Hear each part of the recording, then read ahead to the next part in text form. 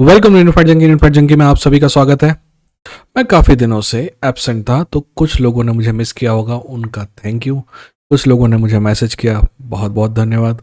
और कुछ लोगों ने मुझे मिस नहीं किया, उनकी ज़िंदगी जैसी थी वैसी ही चलती रही। तो कोई गल नहीं है दोस्त, अपना अपना काम करेंगे, ठीक है। तो आज हम बात करेंगे UFC 302 की। और 302 में जिस फाइट के बारे में हम अभी बात करने जा रहे हैं वो है फाइट जेल्टन अल्मेडा वर्सेस रोमनॉव की फाइट।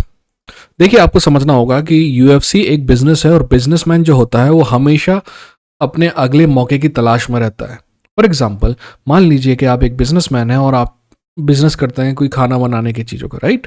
आपके पास 3-4 खानसामे हैं जो कोई एक पर्टिकुलर खाना बनाते हैं। पर अगर आप अच्छे बिजनेसमैन हैं ना, तो आप क्या करेंगे, वो जो खानसामा है, मान लीजिए कि एक बहुत अच्छा खानसामा है या फिर कुक है जो समोसे बनाता है, आप क्या करेंगे, वो समोसे बनाने वाले को समोसा बनाने देंगे। बट ये बात ध्यान रखेंगे कि आज नहीं तो कल वो आपको छोड़ के जा सकता है, और अगर वही इकलौता आपका ऑप्शन है तो आपके पास लेवरेज कम होगा, है ना। फिर आपको वो जो मांगेगा वो देना पड़ेगा। तो आप क्या करते हैं, अच्छे बिजनेसमैन क्या करते हैं, उसी खानसामे के अंदर, उसी कुक के अंदर एक दूसरा समोसे बनाने वाला रख देंगे, ताकि अगर वो जाने की बात करे तो दूसरा वाला उसकी जगह लेने को तैयार हो। और ऐसा करने से दो फायदे होंगे। पहली बात, आपने अपना बिजनेस सेव कर दिया। दूसरी बात, जो मेन खानसामा है जो ज़्यादा अच्छे समोसे बनाता है, वो अगर जाने की बात करेगा तो आप उसको लेवरेज को कम कर सकते हैं, ये कह के कि भाई मेरे पास तो ऑलरेडी समोसे बनाने वाला है दूसरा वाला, है ना। ये सब बकवास क्यों? ये सब बकवास आपको समझाने के लिए कि यूएफसी का सबसे थिन डिवीजन जो है वो है, आप सभी को पता है, हेवीवेट डिवीजन। यहाँ पे अगर कोई 3-4 फाइट लगातार जीत ले तो वो टाइटल शॉट का कंटेंडर हो जाता है, ये सब आपको पता है। तो यूएफसी हमेशा लुकआउट पे रहती है कि यहाँ पे जो नए नए कंटेंडर है वो कौन है।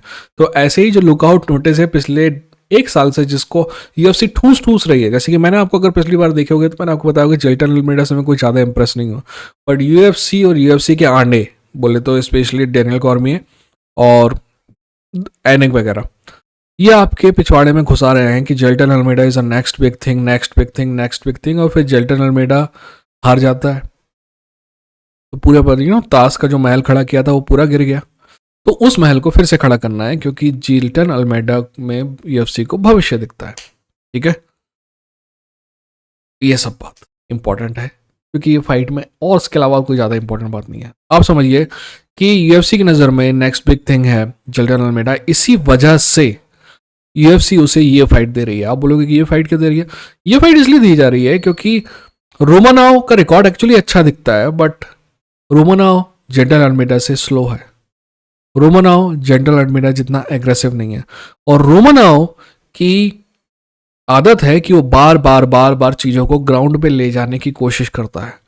तो हमारे सामने ये सवाल पैदा होता है कि अगर बातें ग्राउंड पे जाती हैं तो कौन जीतेगा, जेंटल अल्मेडा या रोमानाव, है ना।